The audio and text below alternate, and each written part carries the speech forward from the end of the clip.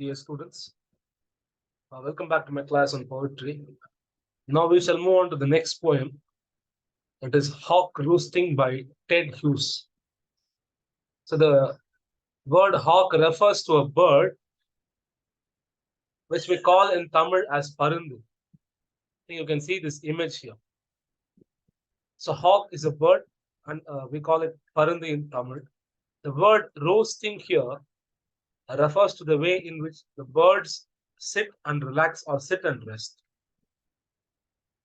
So if you look at Ted Hughes, he has written many poems portraying the animal world and the natural world as well. He tries to portray the beauty and violence in the natural world. So Ted Hughes, as we all know, happens to be one of the greatest English writers of all times. So he lived between the years 1930 and 1998.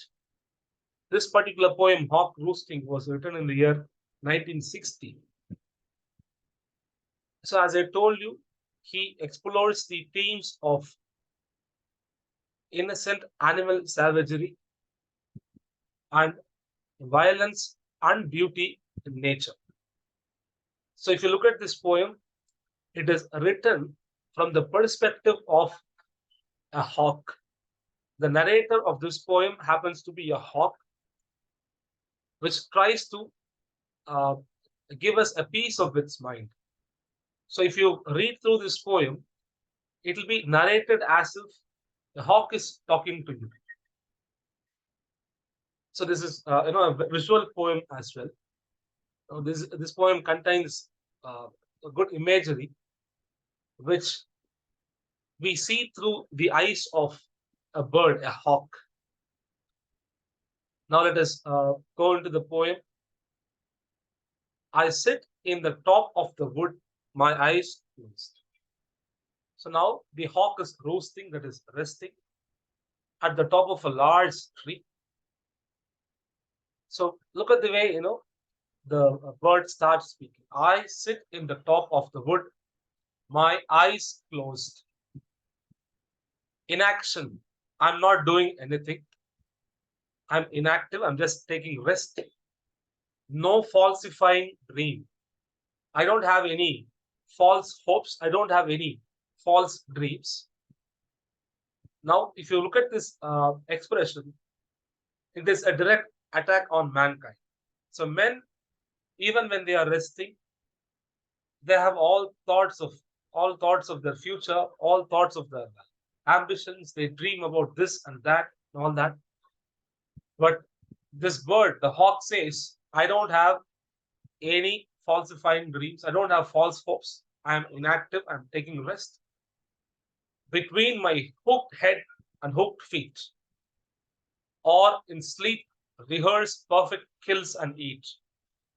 So now it is sitting on a branch, the bark of a tree, sitting on the bark of a branch, and it says, between my hooked head, bent head, crooked head, and hooked feet, bent feet, I'm trying to sleep, or I rehearse perfect kills and eat.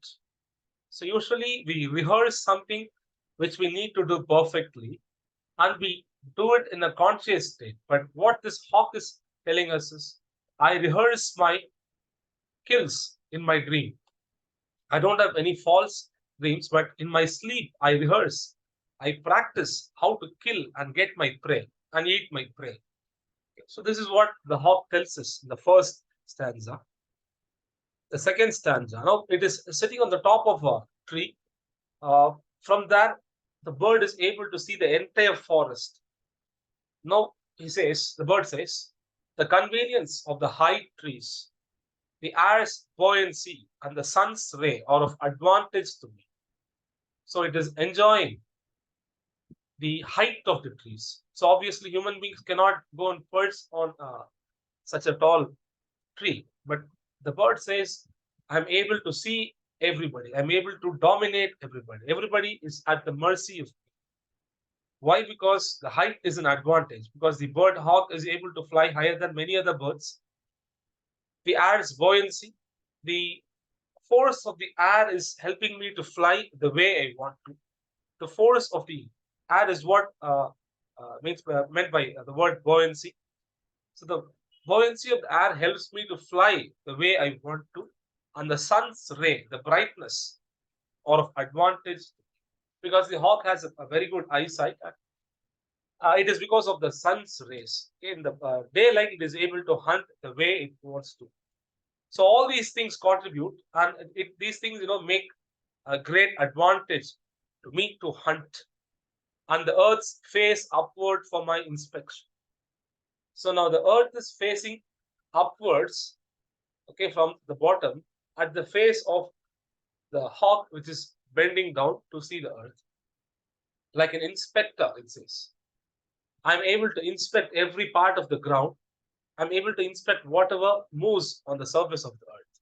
So, in one simple line, the bird says, the world is at my mercy.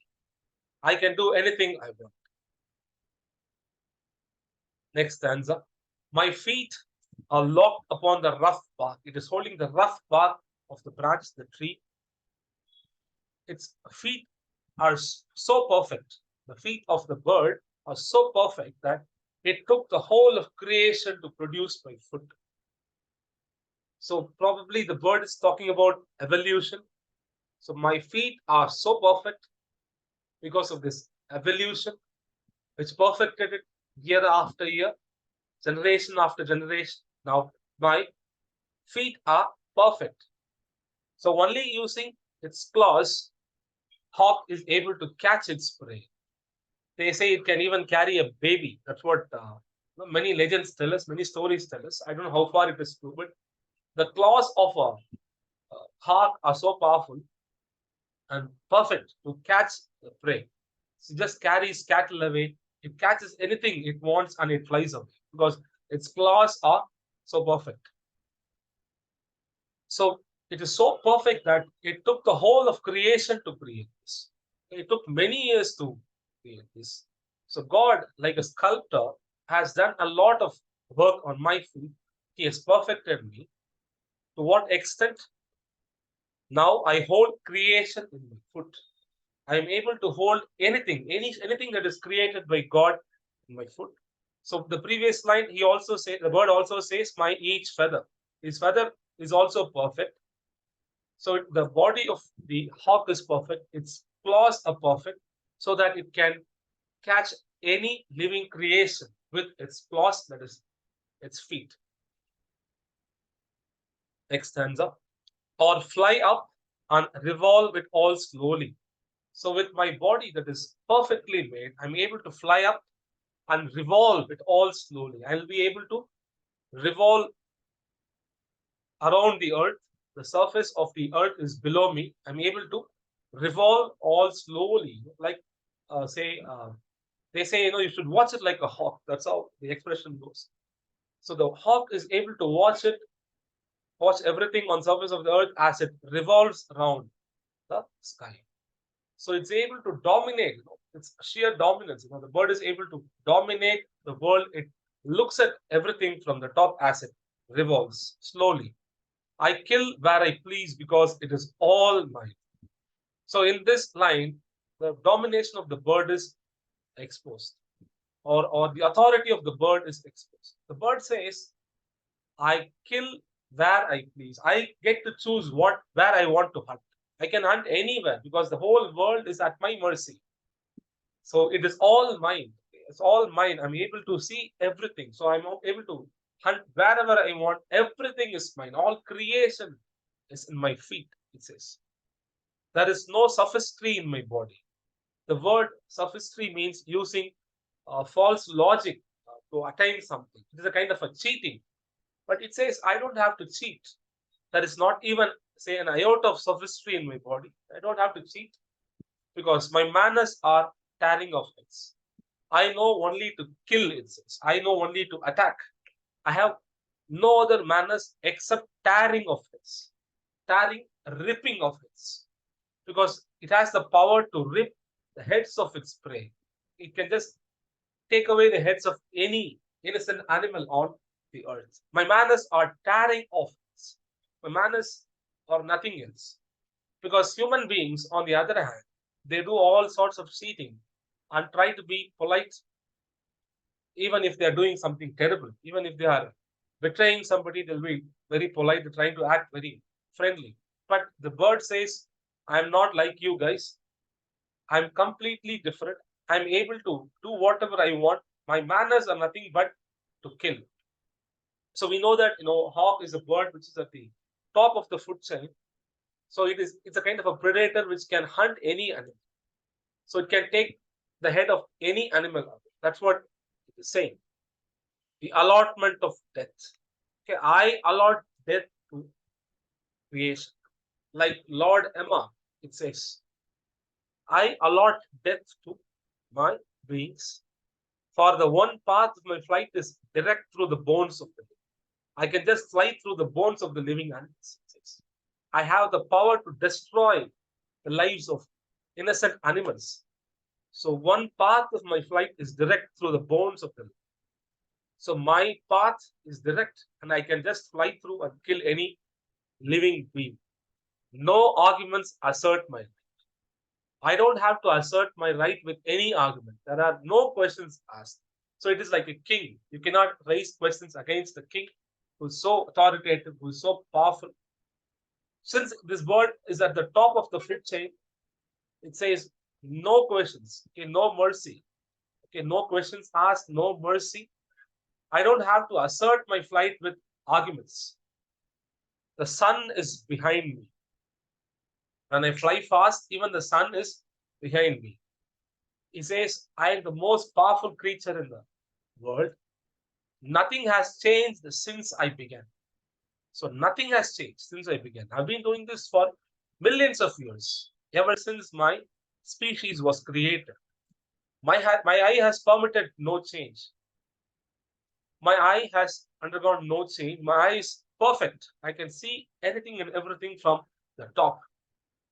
I am going to keep things like this. You cannot change me. You don't expect me to change. I'll be like this forever.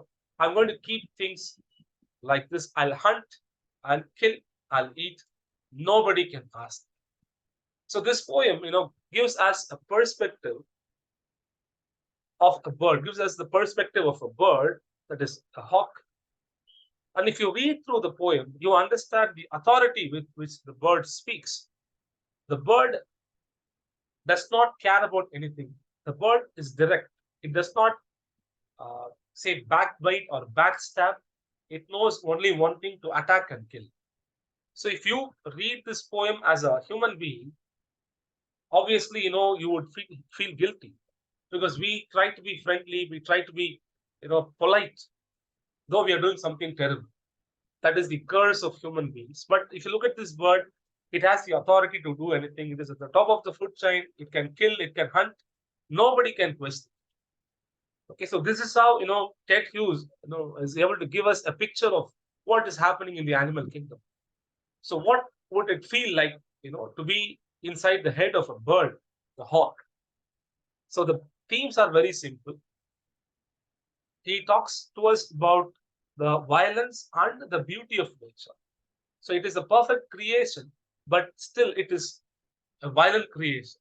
So you can really compare this poem with William Blake's Tiger. Sorry, William Blake's Tiger.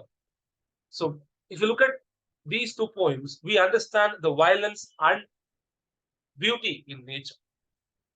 So these poems, of Ted Hughes, which talk about animal savagery, tell us one thing: though they are savage, though they don't have any mercy, in many ways they are better than human beings. Their lives are much better than ours. Okay, so these poems get their importance only when we contrast it with the sad human life we have. So with this, we come to the end of this poem. If you have any doubts, you can get back to me. Thank you.